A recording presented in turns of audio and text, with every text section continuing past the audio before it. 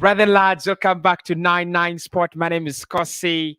This is the daily news, and we're going to be discussing lots of Arsenal stuff, lots of United stuff, lots of transfers, because many clubs are looking at transfers at the moment. In the dying days of the transfer window, clubs are looking to strengthen. A couple of stories breaking out today. In regards to players making switches. I think this is going to be very, very interesting. Very, very interesting. So we're going to be discussing much. Make sure you smash a like on the video. Make sure you also do subscribe to the channel. Arsenal looking at that, at those striker options that like we've discussed, earlier on today. And it would be very, very, very interesting to see what actually comes out of them. Manchester United still looking for a midfielder. They're looking at Zakaria, they're looking at Bubakar Kamara. They've actually offered him a contract worth 120,000 per week. We'll be diving into that. Just a Lingard to Newcastle, very, very close. Medicals and final talks should be finalized on the next hours. That is confirmed as well.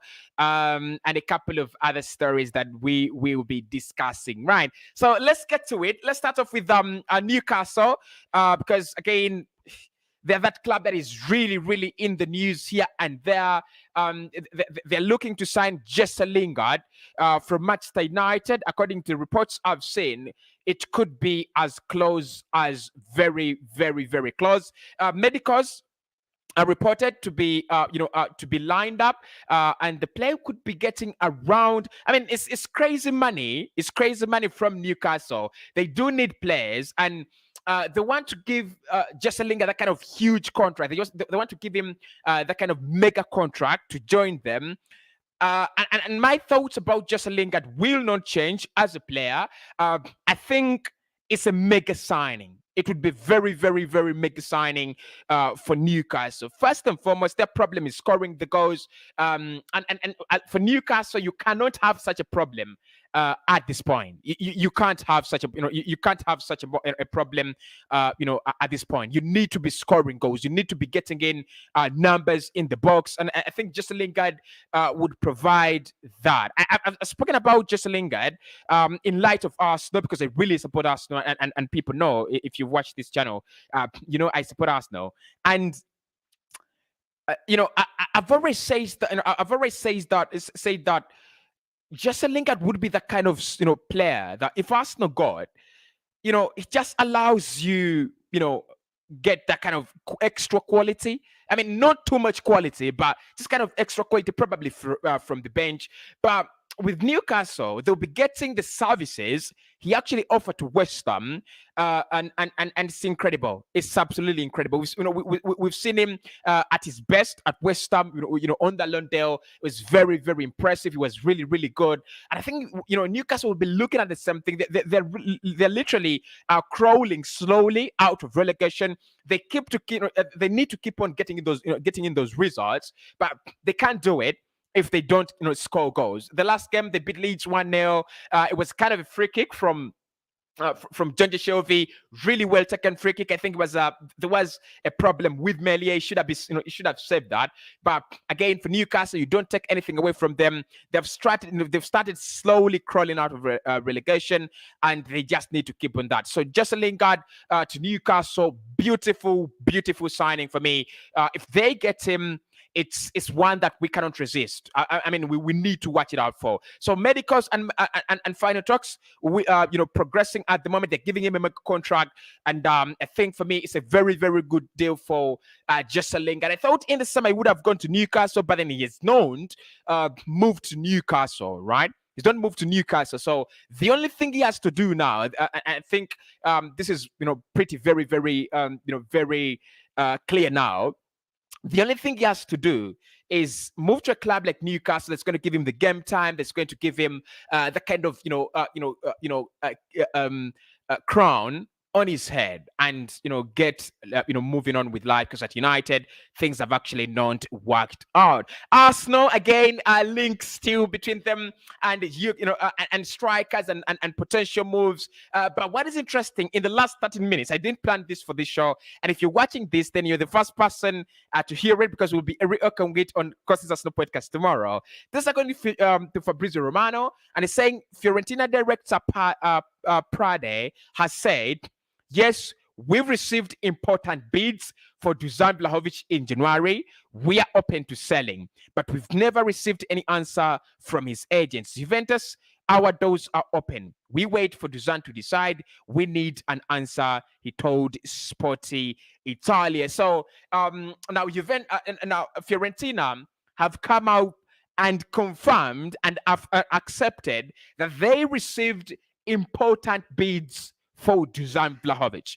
Right. The last information that came out of Fiorentina, it was coming from Jerome Beron, and they were saying they didn't receive any offers. They have not received any offers for the player. Now that has changed.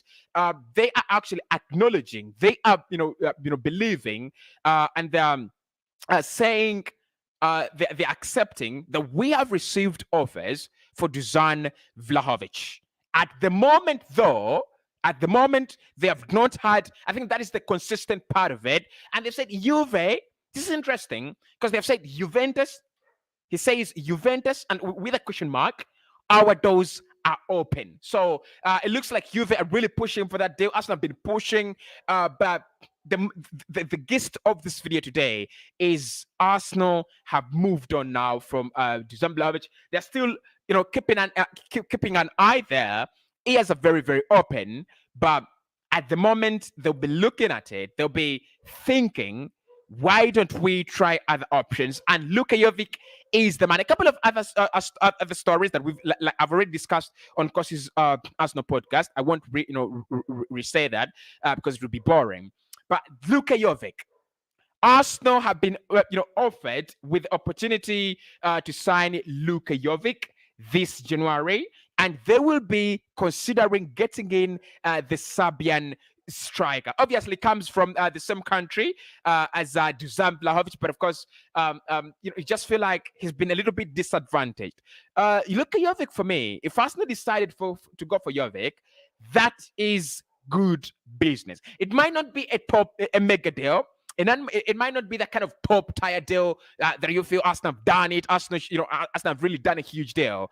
But it's one where I think go for it, do it, and then we see what happens later. I think that is what we have to do.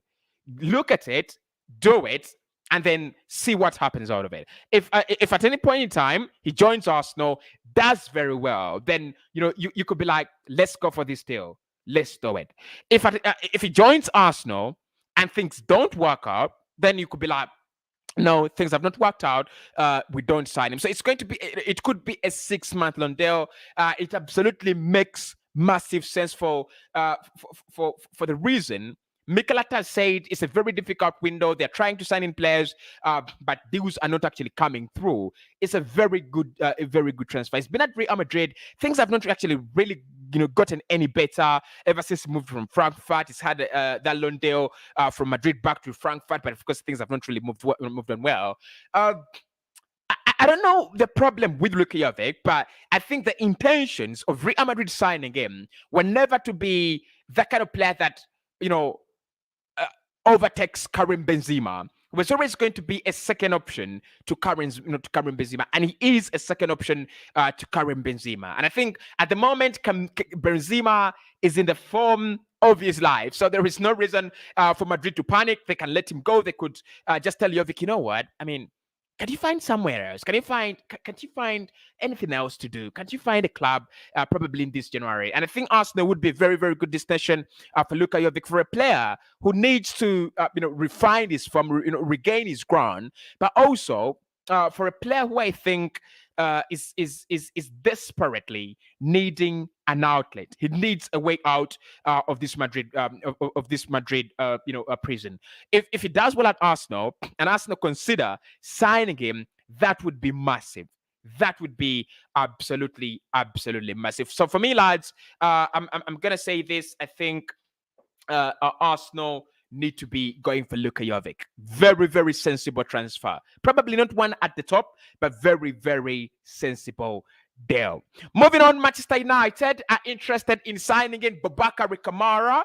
He will be a free agent in the summer. Of course, we talked about Boubacar Kamara in the summer. A couple of clubs were interested in him, including Arsenal, by the way. He was offered around.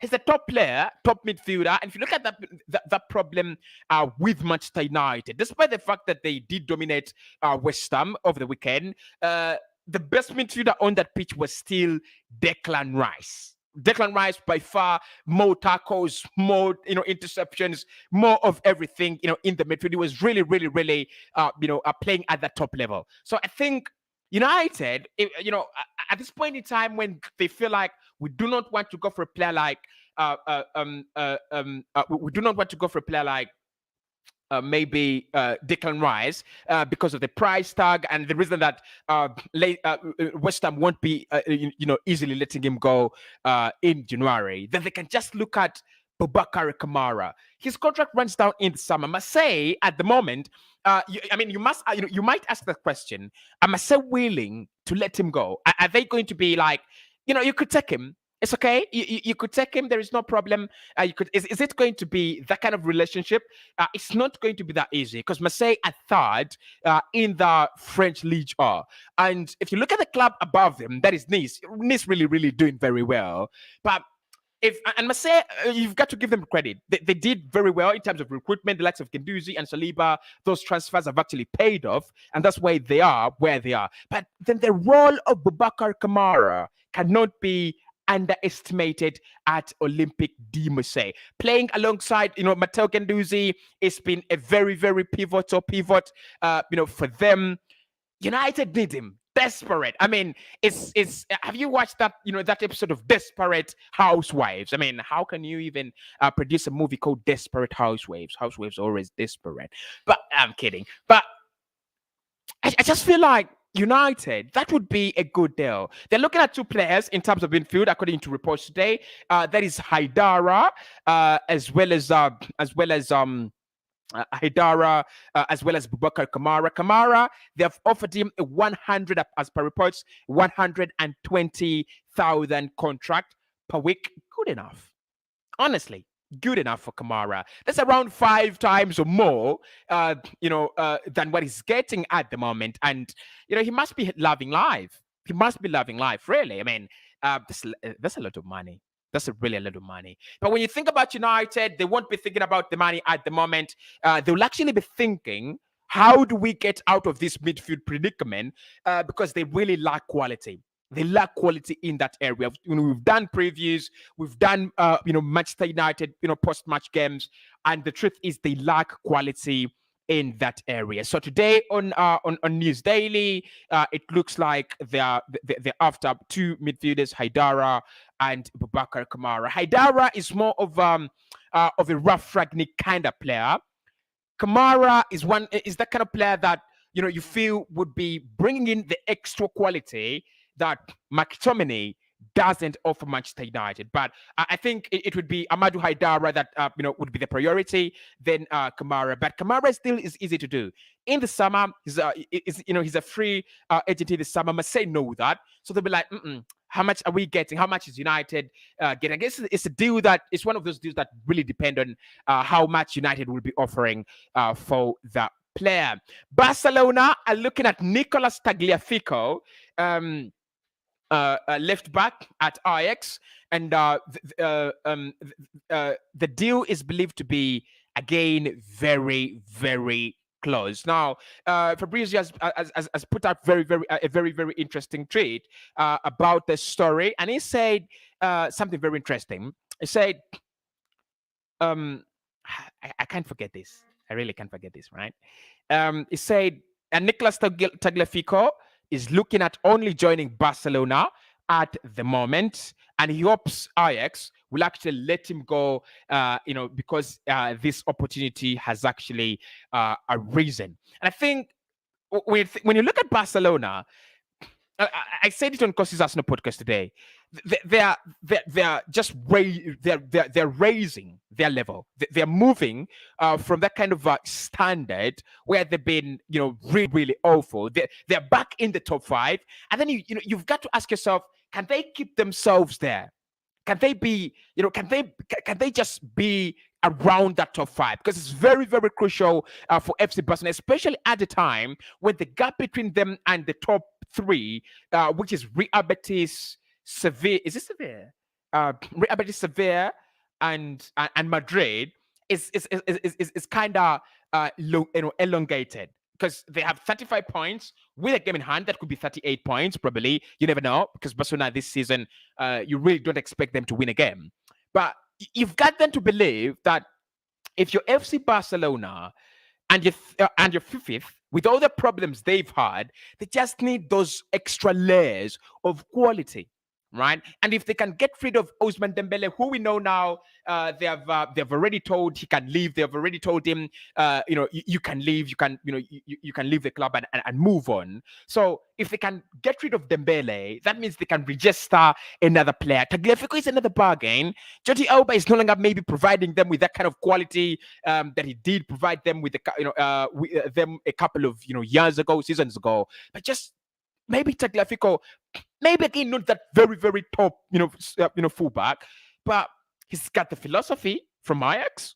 And if you look at Xavi and what he's trying to do, Tagliafico could be, one player that fits in. He's got, I think he's athletic. He's a little bit younger than Jordi Alba. He's gonna give you more energy, more creativity.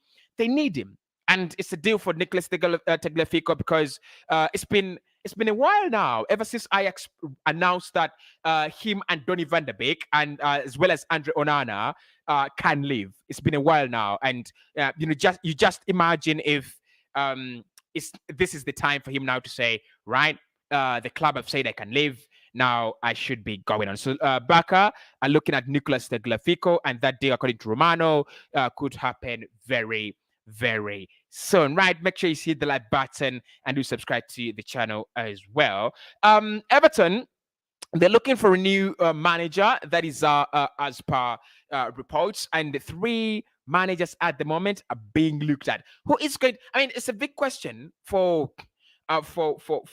Everton. Very, very big question, because this season, right? Let's look at the options first. They're looking at Frank Lampard, right? Ex-Chelsea manager and player and captain and player. So they're looking at Frank Lampard as one of the options there. They're also looking at Wade Macroney, and they're looking at Graham Potter at Brighton. Those are three managers that they're looking at the moment. Everton, whatever comes up is key. You might have thought they should stick with Duncan Ferguson until the end of the season, but that could be a risk. That could be a risk. He's been at the club, he knows how it works, but you can't trust him. Everton, they cannot afford to go down, and now right now they're in that relegation threat zone. That is where they are. Anytime they'll be in that red zone, they'll be there, and they don't want to find themselves really at the bottom of the table. They don't want. They do have enough problems with injuries, recruitment, and things like that. I feel like a manager is key. Whoever comes in at the moment is key. We've had that managers like Jose Mourinho at Roma has rejected them. And the three options, Frank Lampard, can he serve them? Maybe yes, maybe no. Ronnie, for me, no. Ronnie, no. They've been looking at Fabio Cannavaro as well. No, as well. It's interesting.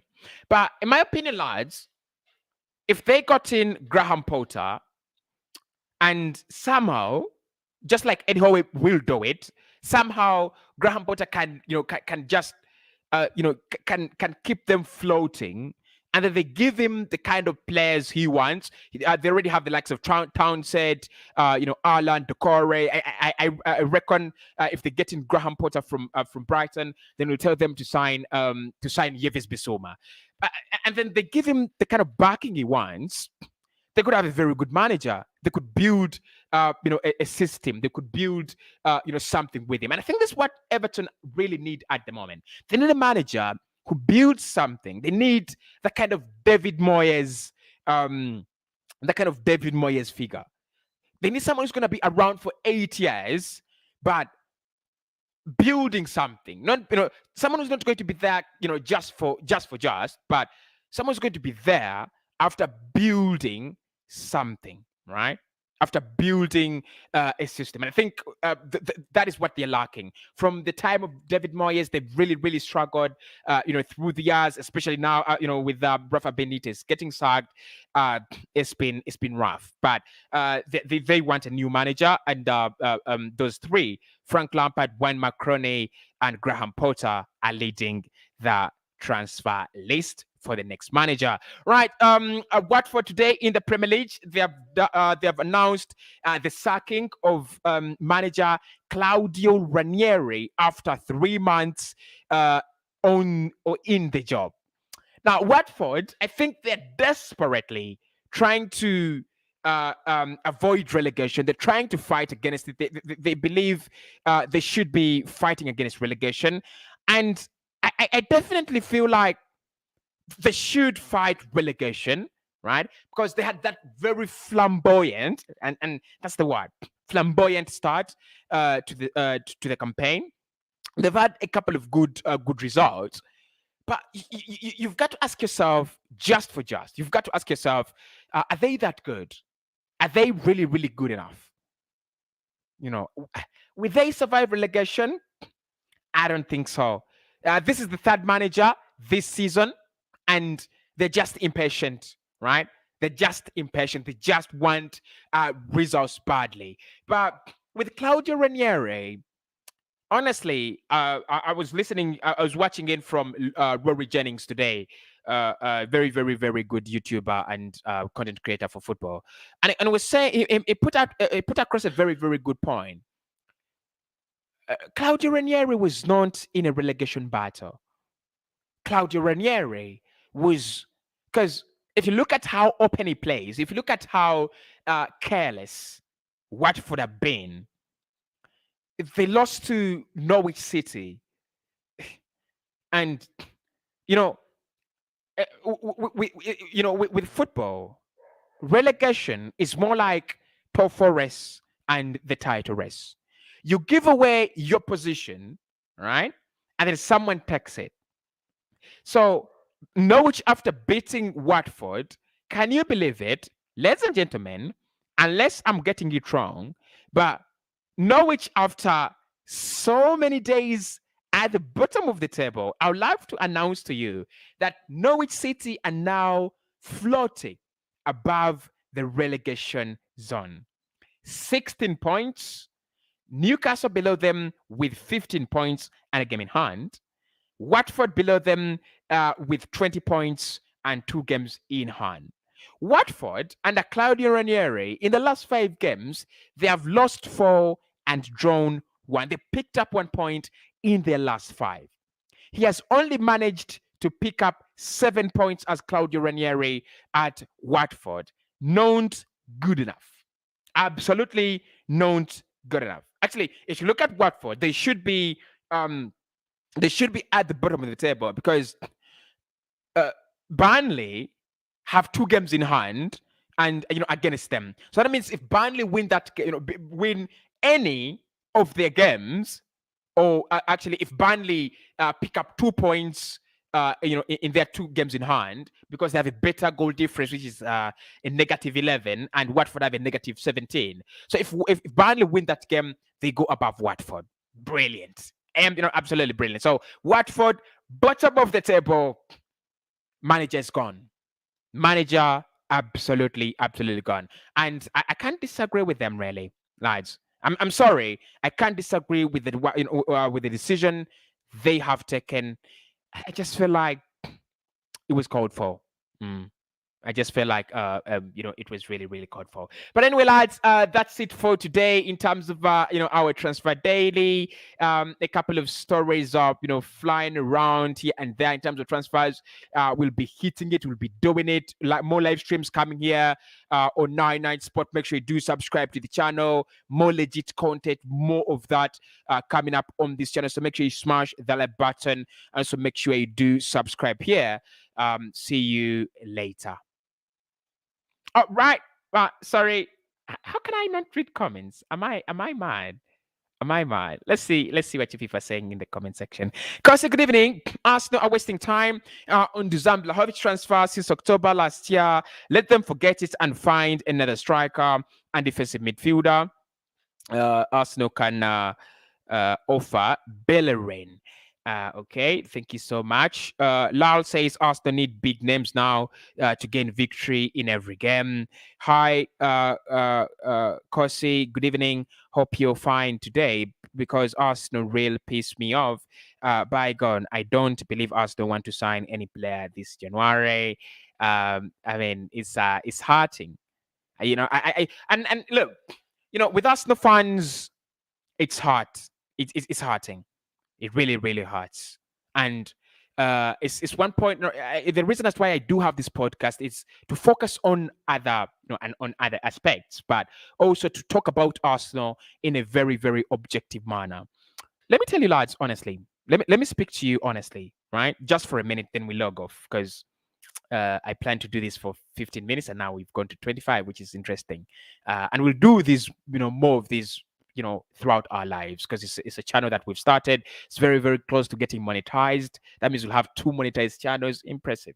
But with Arsenal, their problem is that they're being affected now by factors that are really out of their control rather than factors within their reach. He's lying. I'm not lying. Right? I'm not lying. I'm not doing PR. You know me, lads. I don't do PR for clubs. Right? I don't do PR for clubs. And I don't do PR for managers. But I think the problem, with Arsenal and the problem at Arsenal at the moment is that they're looking at that step where you don't sign in the likes of Tomiyasu now, we don't sign in the likes of Nuno Tavares, but you go for top signings. And I think it's an absolutely beautiful move by Arsenal. I think it's a very, very sensible move from Arsenal. But let's think about it. Let's be honest. If Arsenal are going to go for these top players, those the factors that really the factors that affect them, right? The factors that really affect them are not, are not in their control. For example, they're not in the Champions League. They can't just be in the Champions League. They need to qualify. So they don't have Champions League. They don't have a decent manager, a well-proven manager like Allegri. And probably if Dusan Vlahovic moves to Juve, that could be a reason. That could be out of, that could be in their range. But they can't sack a manager to buy a player. It's stupid. Then they have taken so long without winning to an extent that players don't feel like, there is a winning vibe at Arsenal. And that is my problem with Arsenal. They have lost that winning vibe. They've lost that winning identity. It is no longer that easy to get into players, really. But I hear you, lads. I hear you on the fact that you're hurting. I hear you on the fact that Arsenal need to get in those quality signings, and I hear you on the fact that Arsenal really need to do better in terms of the transfer market. Why don't we meet tomorrow? I'll speak to you tomorrow. But I believe Arsenal really need to do better. Mohamed has told me Real also could sign Hector Bellerin and Arsenal sign Alexander Isak immediately, or El Nasri or Jonathan. Defense basics. Time is running out. Time is running out, Arsenal. So Mikel, if you've had that, time is running out. Please sign someone. I'll speak to you right in the next one.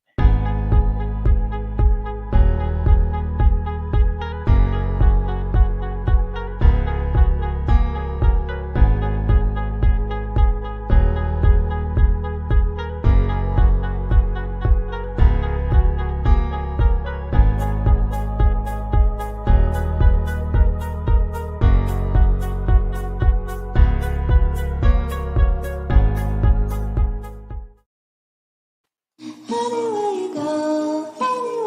you.